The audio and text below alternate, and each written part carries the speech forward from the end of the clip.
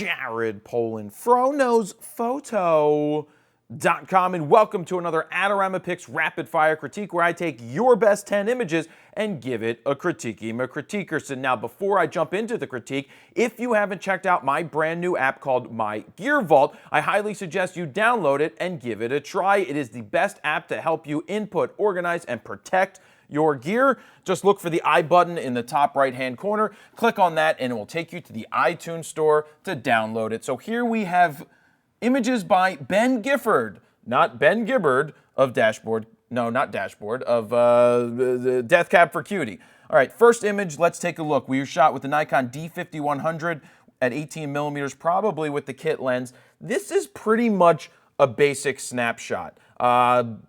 But the positives I will point out is that exposure-wise, it looks good. It looks like they probably shot it manually, because if they didn't, the sun would have totally overexposed the image, or caused the image to, obviously, the shutter speed to be way too high. In this case, it looks like they got it right, but it's a pretty boring image. There's not much to it that would make it better. Maybe shooting horizontal, maybe shooting a little higher. I mean, it looks like a kite just laying there, so in terms of just practicing exposure, good job on that. So let's see what this was taken with.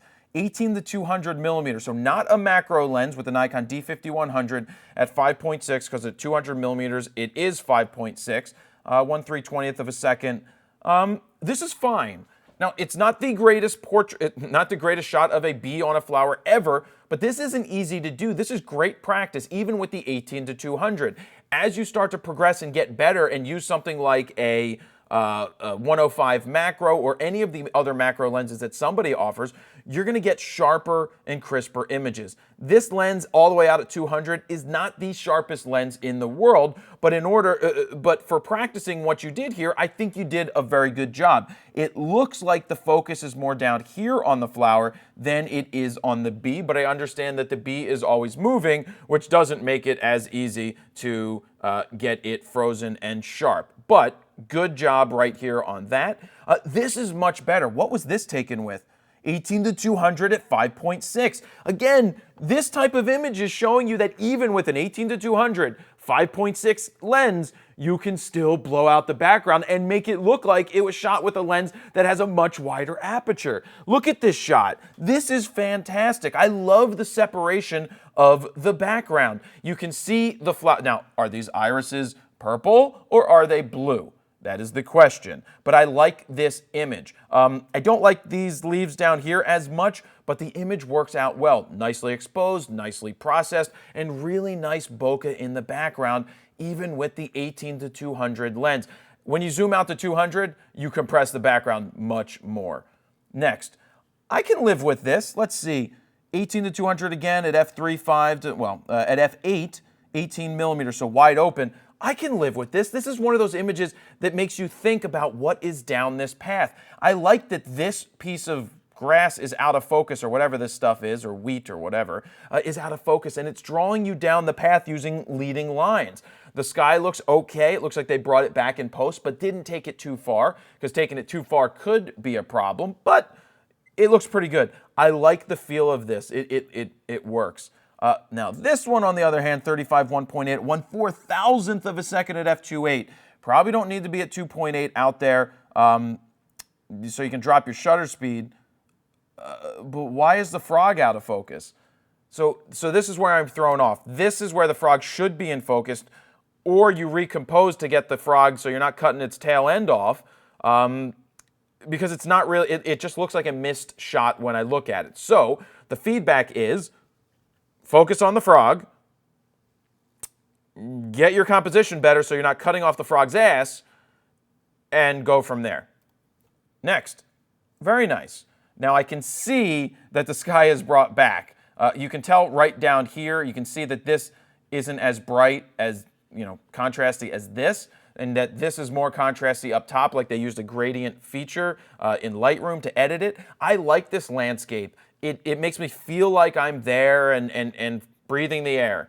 I just said that. I don't know that it actually does do that, but I like the image. You got to go a little less on the sky to make it seem like you can almost see the edge of where all that editing is happening. It's a little heavy-handed in the sky with those clouds. but I don't mind it. Maybe warm it up a little bit. A little yellower could work out. What lens? 18-200, so pretty versatile lens that they're using. Same thing with this, 18-200 as well. So I can't tell you whether it's cropped or not cropped, but this is very nice. Now, it's not going to be as good as a macro shot, but imagine what you'd be able to get when you do get the macro lens. You'll be able to get much crisper and sharper images, but you're doing a great job with the 18-200 already. Composition is nice, the color is nice, the tones are nice, the background is blown out, which allows you to be drawn into this leaf and to this butterfly. So nice job. I like this. Moving on to the next one. Let's see what else we have. This is all right. What is it? I don't even know what it is. It's hard to say. I mean, it looks like a little waterfall-y thing, obviously. Oh, what's it say?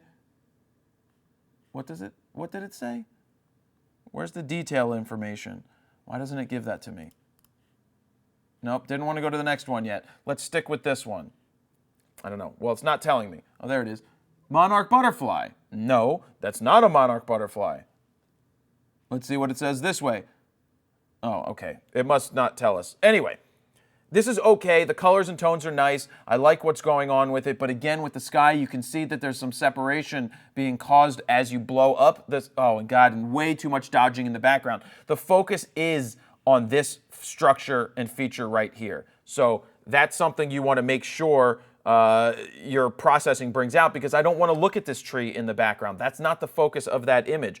This is all right, but then again, too heavy-handed on the sky and the background. That is not the focus of the image. It's nice when it's there and exposed right, but here we've got the rock in focus, we've got the water. That's cool, but this background is way too distracting with everything being clouds and not in focus, but overly processed. Don't over-process your images. This is one that's over-processed.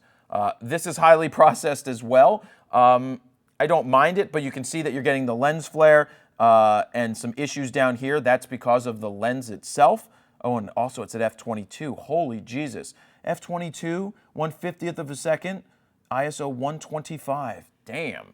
So this is, it's okay. It's more of a snapshot, but look at all of the issues that are happening here because of something. It's lens distortion or just something, or partly with the processing, because again, the sky is too heavy-handed.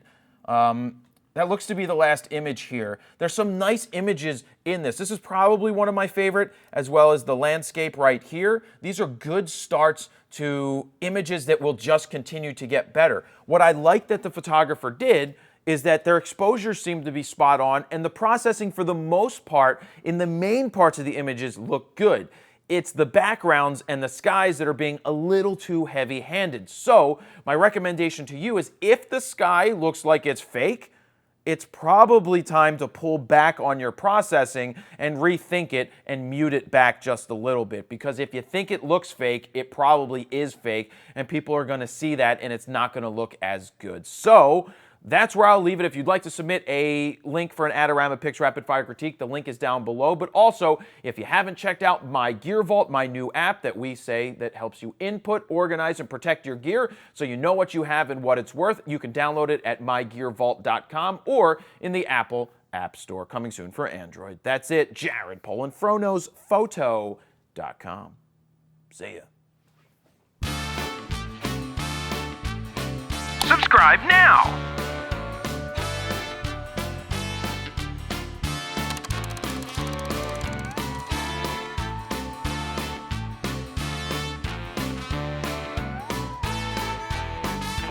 Watch this video.